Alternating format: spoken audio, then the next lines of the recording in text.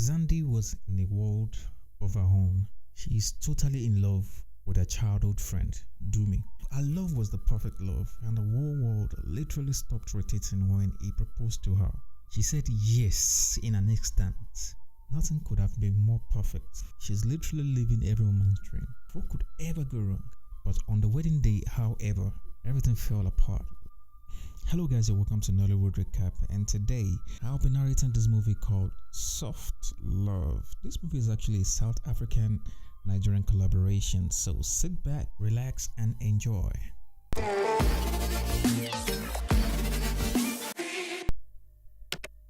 and Dumi has been lovers since they were little kids, and finally the day has arrived for them to get married.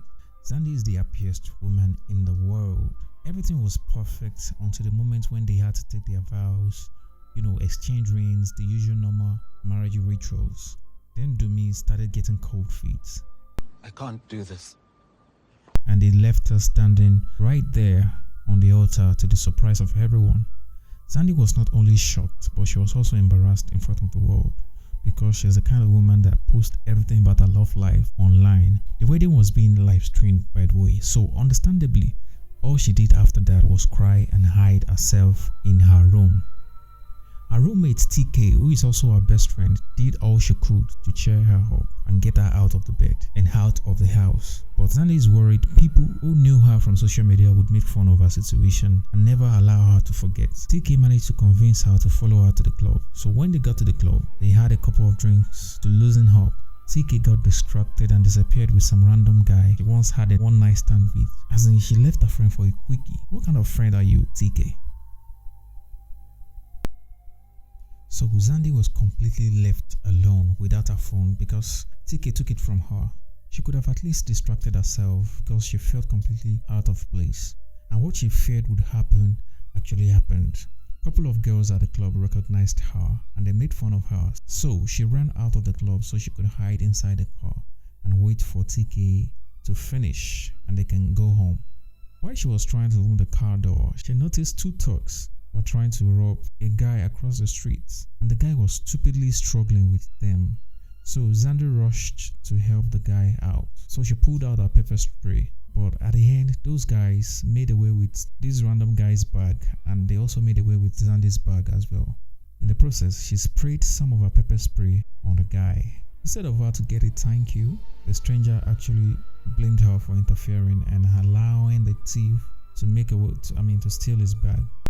I was trying to help you. Will you help them take my stuff? Zandi was livid. She rushed to get into her car, but then she realized that the car key is in the bag that the thieves took from her. But somewhat out of concern, the guy offered to help her pick the car lock with a hairpin. While they're in the process of opening the car door, the police showed up, thinking they were trying to steal the car, so they were both locked up. While they were in the cell, they got to know each other, and we also get to know the guy as well. The guy's name is Edward and he's a Nigerian. So finally, after several missed calls, TK came along to bail out Zandi, and Edward had to pay his own way out of the cell. So Zandi and TK offered Edward a ride home. So when they got there, TK asked to use the bathroom. So while they were inside Edward's apartment, Zandi had some more conversation with Edward.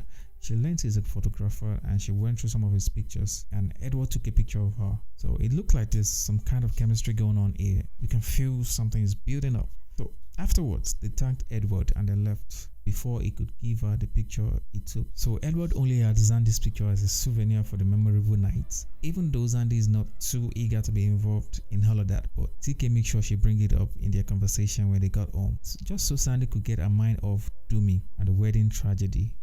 So few days on, Zandi went to meet him at the studio.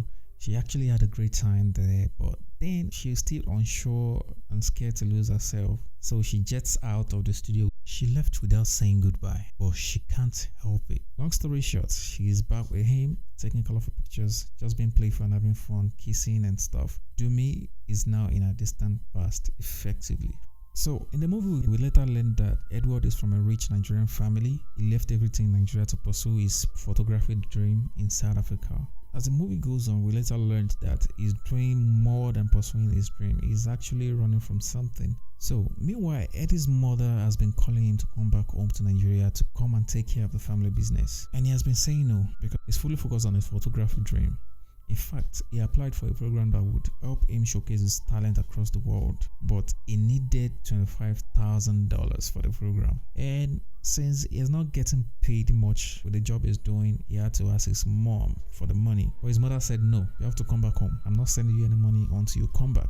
So Edward had to source out his own funds by himself. So in order to pay for his program, Edward took some bad advice from his co-worker to use the company's financial resource indiscriminately. When Zandi got to know about this, Zandi was not fine with it, but Edward promised her that he's going to pay back everything when he makes the money. But from then on, everything starts to fall apart because his wife from Nigeria showed up. Yes, you heard me right, his wife. Zandi was shocked because Edward did not mention a previous marriage whatsoever. So understandably, Zandi bolted out without giving room for any explanation. Zandi is reliving a heartbreak all over again. She blocked all communications with Edward. She made sure Edward got fired and eventually deported by exposing the discrepancies he had been doing at the company. You know, hell hath no fury like a woman scorned. But before Edward left South Africa, he left Zandi a brown envelope. TK did not deliver the brown envelope. She just tossed it away carelessly. The content of the envelope we don't know yet, but we're going to know eventually. Stay tuned. Now that Edward is back in Nigeria, Edward and his sister devised a plan to get rid of Amaka for good. Hit her where it hurts her the most. By inviting an auditor. Apparently his wife, Amaka, has been mismanaging the family business and diverting funds. Amaka has been using the family to get as much money as she can. So back in South Africa, TK found the envelope Edward left her while she was cleaning the house. She looked through the contents and she knew she has to get the envelope to Zandi ASAP. Apparently, the envelope contains Edward's divorce papers. When Zandi saw the papers, she knew she had just maybe rushed her decision a little bit and she has to make things right. So she packed her bags and got on the plane to Nigeria. When she got to Nigeria, she got cold shoulders from Edward, but she was well received by his sister. Edward and Zandi finally got to talk it out, and at some point, it all seems Zandi has wasted her time coming to Nigeria. But in the end, the company audit result came out, and the result was shown to the mom. And now she sees Amaka as a thief she is, and she was disgraced out of the house. So finally, now that Amaka is out of the picture, Zandi and Edward made up.